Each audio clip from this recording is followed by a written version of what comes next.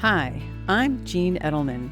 For decades, I've been a student of the healing arts: Reiki, traditional Chinese medicine, homeopathy, acupuncture, plant-based, and macrobiotic cooking. Join me on this journey and hear my thoughts of the week. Great to be with you this week.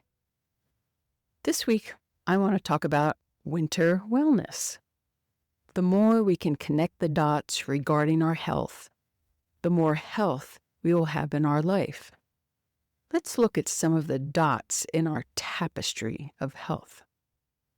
Before I began my studies of macrobiotic cooking, I knew nothing of traditional Chinese medicine and what they call the 5 elements, or to make it more simple, the seasons. I knew nothing about the organs that are associated with each season, and I knew nothing about eating foods associated with each season to create health and balance. So let me share a little bit of what I've learned over the years. Since it is winter, there is an organ associated with winter, and that is our kidneys. There's also a flavor associated with winter, and that is salty and bitter. Did you know that there is a time that our kidneys are most active? And that is between 7 and 5 p.m.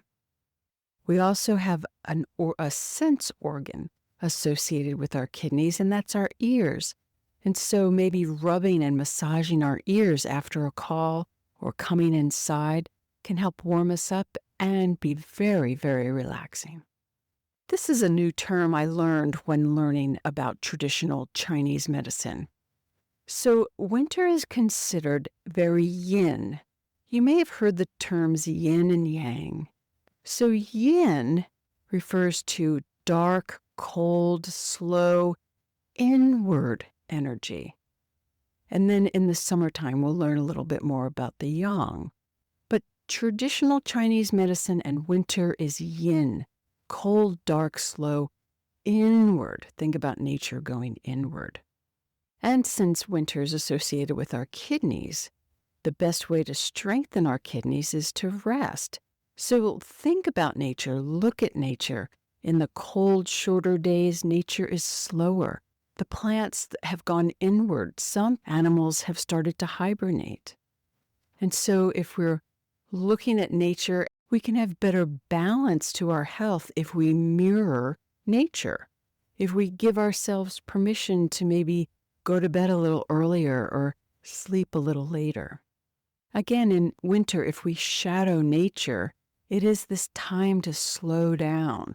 And so maybe some of our physical activities, maybe we shift to some Tai Chi or Qigong or yoga. It's time to find soul-nourishing activities. And so our activities may change to maybe we've got some sewing projects, or maybe we want to take up knitting or crochet. Get that puzzle board out, have a game night or a movie night.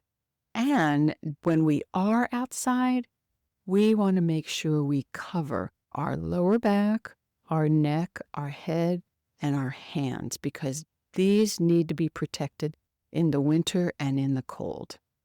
So let's shift a little bit to cooking for the winter. Truthfully, this was eye-opening for me, a true adventure, because I used to just eat the same food all year round. I had no idea. But now, understanding the seasons and the foods that assist our organs in that season, my eating menus have changed tremendously.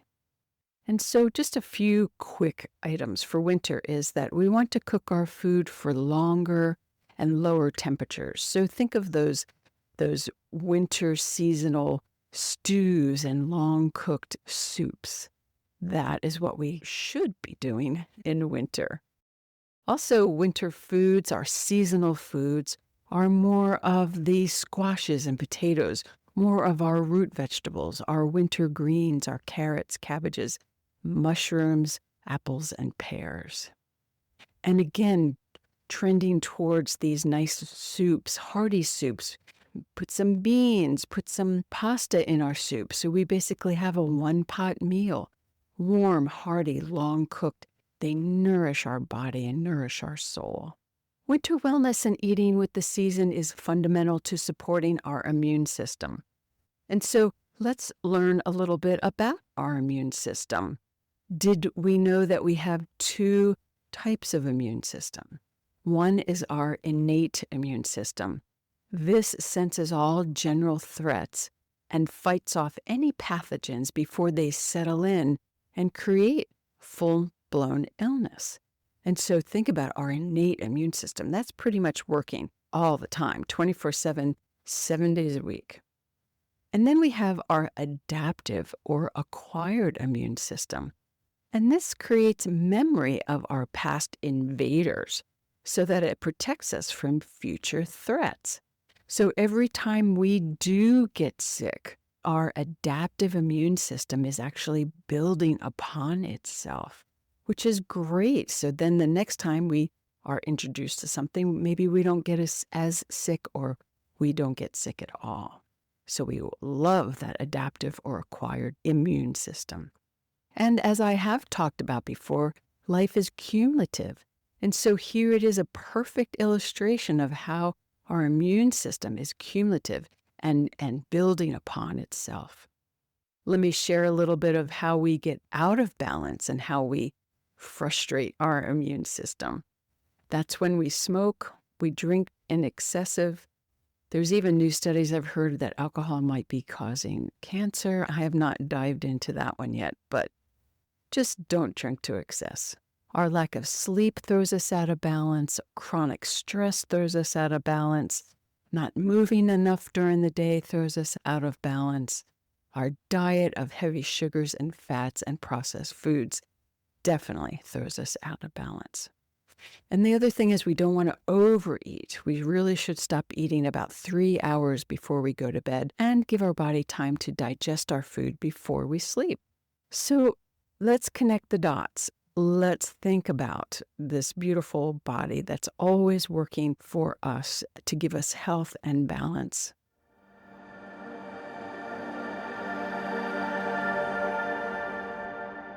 And so our action item for the week is, let's take a look at our schedule.